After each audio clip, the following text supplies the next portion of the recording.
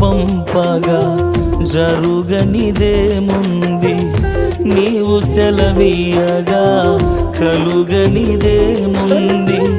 వాక్కును పంపగా జరుగనిదేముంది, సకలము నీదేనయ్యా. శ్రీమంతుడా స్తుతి నీకు పాడేదనయ్యా.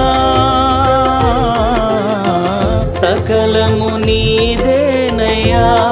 శ్రీమంతుడా స్తుతి నీకు పాడేదనయ్యా. సమకూర్చువాడవయ్యా, నీ పిల్లలకు సమకూర్చువాడవయ్యా.